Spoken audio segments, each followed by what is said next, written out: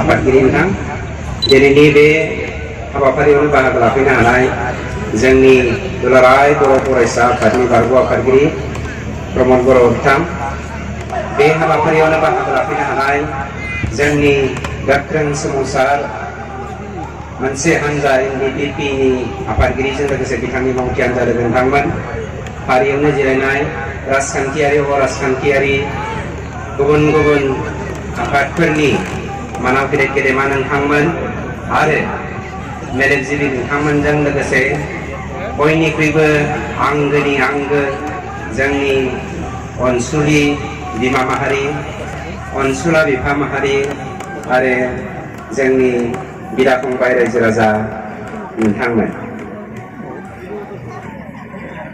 थांनाय 27 जानुवारियावहाय जा थामथि बर' एकर्ड जानानै थांबाय बे बर' एकर्डखौ लानानै जोंनि गेजेराव गोबां राजखान्थिगिरिफोरा गोबां मेलेमजिबिफोरा गोबां सान्थौगिरिफोरा गुबुन गुबुन बाथ्रा बुंनानै गुबुन गुबुन सान्थौजों बिबुंथि होनानै जोंनि गेजेराव गोबां बिश्लेषण होबोदों गोबां बेखेवबोदों नाथाय बेखौ आं सुंद'यल' बुंनो नागिरदों आफादनि जानानै जोङो मा मोनदों मा मोनाखै बे जोंनि थाखाय गेदेर खोन्था नङा मा दङमोन मा खालामनो नागिरदों बे जोंनि थाखाय गेदेर खोन्था नङा नाथाय मोनसेल' बयनिख्रुइ देरसिन गावा दिनै मुलुगावहाय मोनफ्रोम 14 साननि गेजेर गेजेर मोनफा मोनफा हारिया जोबलांगासिनो दङ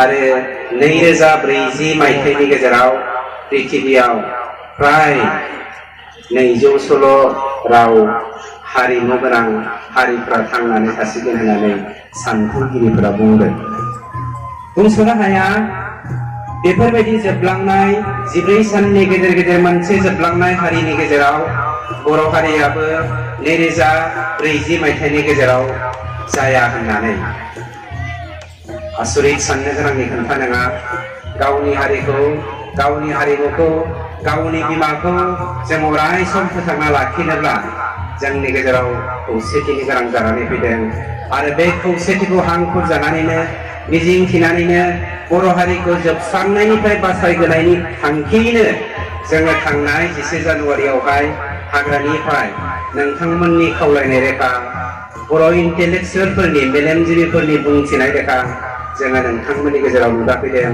आरो थामथि बर' एकर्डआव थांनाय 27 जानुवारियाव सागानगिरि महरै बाहागो लाफैदों गोबां सार्थबादिया गोबां गावनिल' सानग्रा सुबुंफोरा जोंखौ सोंखारिदों नोंथांमोना मिस्टेक खालामदों नाथाय बिथांमोना मालाबाबो लिरबिदांनि गेजेरजों बेखेवाखै बिथांमोना मालाबाबो पेपार मिडिया आरो इलेक्ट्रनिक मिडियानि गेजेरजों बुङाखै बर' हारिया जोबस्रांनो थांगासिनो दङ बेखौ बासायनो थाखाय नोंथांमोनाबो फैदो होननानै आरो बेखौ बासायनो थाखाय बिथांमोनाबो जेब्लायबो सिगांबोनायखौ जों नुवाखै जेखियानो जायाथों जोंनि थांनाय बर' एकर्डनि गेजेरजों मा मोननो हादों मा मोननो हायाखै बेखौ जोंनि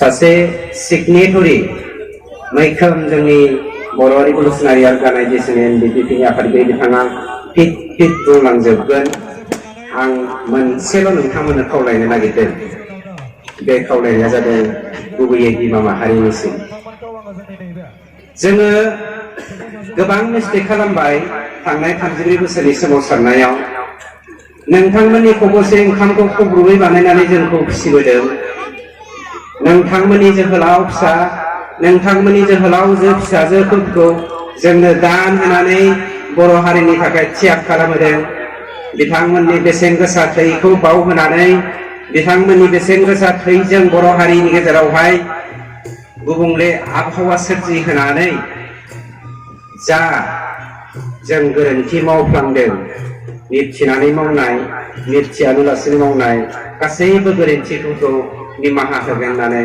आं बर' बिमा बिथांमोननि खाथियावहाय गुरै आरज गाबो मानोना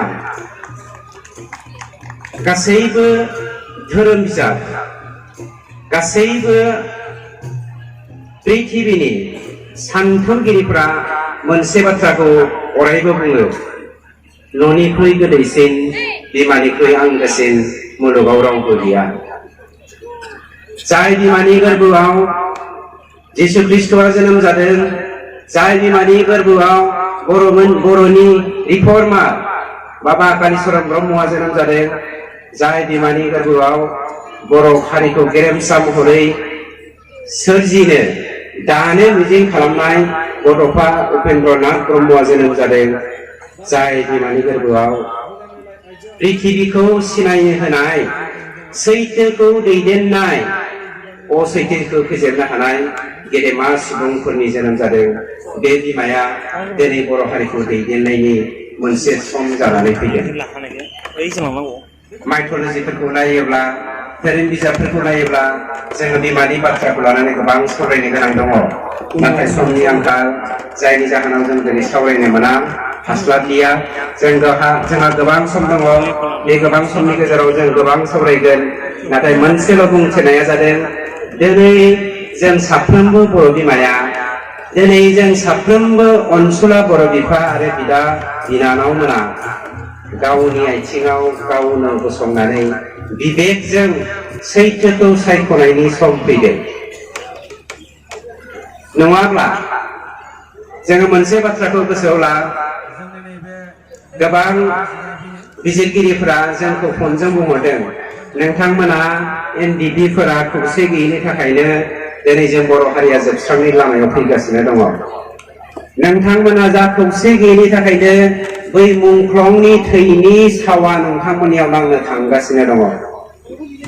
अनसुलि बर' बिमा, अनसुला बर' बिफा नोंथांमोननिसिम गुरैयै खावलायनाया बेनो, गासैबो सावनि भागिया जों, नाथाय नोंथांमोना सावनि भागि जानो नाङा। नोंथांमोना खौसे जा। जाय बिथांमोना बर' जोहोलाव फिसाजोफोरनि थैनि बेसेनखौ सिनायालासिनो गावनि स्वार्थनि थाखाय, गावनि न'खरनि थाखाय, गावनि फेमिलिनि थाखाय राजखान्थि गेलेनो थांगासिनो दङ। आं बेवहाय बुङाखै राजखान्थिगिरिफोरखौल', आं बेवहाय बुंदों सोमावसारगिरि बिथांमोनखौ, जाय बिथांमोना अस्त्र हमनानै सोमावसारदों, जाय बिथांमोना गणतन्त्रनि खान्थिजों रेल लामायाव जथेनानै, राजा लामायाव जिरायथेनानै बर' बिमाफोरखौ, बर' बिफाफोरखौ सान्दुं गोसायाव खामग्लिहोदों, बै बिथांमोनखौसो आं बुंदों बिथांमोना सावनि भागि जागोन। नाथाय रायजो राजाफोर, नोंथांमोना माब्लाबाबो सावनि भागि दाजा। नोंथांमोना खौसे जा। नोंथांमोना खौसे जायोब्ला गावनि न'खरनि सानग्रा, गावनि फिसाखौल' सानग्रा, गावनि फोलेरखौल' सानग्रा बै राजखान्थिगिरि सुबिदाबारि दालालफोरनिफ्राय जेन बर' हारिया बारग'नो हायो, बेनि थाखाय सांग्रां जानानै नोंथांमोना मोजां बिजाथिखौ सायख' आरो थार लामाजों दावगालांनो हानाय बायदि नोंथांमोना गाव गावनो बर' हारिखौ दैदेनलां। दैदेनगिरिफोरनि सायाव मालाबाबो गासिखौबो भरसा दाखालाम। आं गोबाव समाव राजखान्थिजों सोमोन्दो गैयालासिनो मोनसे बाथ्राखौ बुंबाय थादों, सम फैब्ला जों राजखान्थियाव आखाइ होगोन।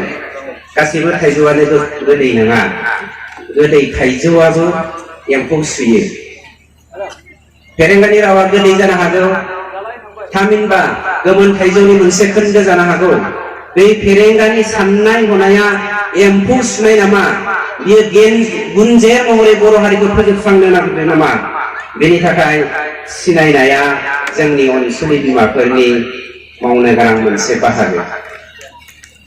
खावलायदों रायजो राजा बिथांमोन, दान मोनसे खावसेल'सै।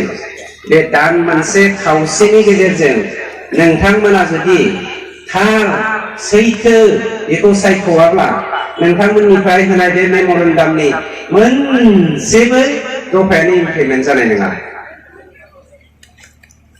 नोंथांमोना मिथिदों, गोबां राजखान्थिगिरिफोरा, आं मुं खारिनानै बुंनो नागिराखै, जोंखौ जाय बिथांमोना रिभलिउसनारि अर्गानाइजेसनफोरा सिगनेचार होनानै थामथि बर' एकर्डखौ खालामदों, बे राजखान्थिगिरिफोरा बुंनो नागिरदों बिटिआरआ जुक्तिपूर्ण मोनसे एकर्ड जायाखै। बेजों सोमोन्दो लानानै सोरबाया बुंनो नागिरदों जों बड'लेण्ड मुभमेन्टखौ मालाबाबो सापर्ट खालामनो हाया। बिटिआर एकर्डजों बड'लेण्ड मुभमेन्टआ मा सोमोन्दो थाखो? जुदि बिटिआर एकर्डआ मिनिंफुल नङाब्ला बै 1,500 कौटि रांखौ सेलायनानै जानो नागिरनायनि थांखियालाय माथो जाखो? गोबां सोंनाय फैदों जोंनि गेजेराव। जुदि बिटिआर सुक्तिया मिनिंफुल नङाब्ला जोंनि बर' गामिफ्रा रेभिनिउ गामि नङा। बै हादानाव थानाय बर'फोरखौ दिनै फरेस्ट रेभिनिउ भिलेज हिसाबै बे एकर्डनि दारै मोनथाय होनो नागिरबाय। होमब्ला बै बर'फोरखौ मा जौगानो नागिरबाय नामा जायफोरा बिटिआर एकर्डखौ मिनिंफुल एकर्ड नङा होननानै बुंनो नागिरदों? जाय फोरोंगिरिफोरा लाख लाख घुस होनानै, जाय लेखा गोरों बर'फोरा लाख लाख घुस होनानै अफिसाव साख्रि मोनहैनो हायैनि जाहोनाव भेन्सार स्कुलफ्राव हाबनानै दङ, बै भेन्सार स्कुला प्रभिन्सियेलाइज जानो थांनायनि थाखाय बिथांमोननि उदैया सुथे जासिगोन होननानै गिनानै मा बिटिआर एकर्डखौ मिनिंफुल एकर्ड नङा होननानै बुंनो नागिरदों नामा? गोबां सावरायनो गोनां दङ। बेफोरबायदि गासैबो एकर्डनि दफाफोरखौ आं फोथायो जोंनि बसुमतारी सारा मोजाङै बेखेवना गालांगोन।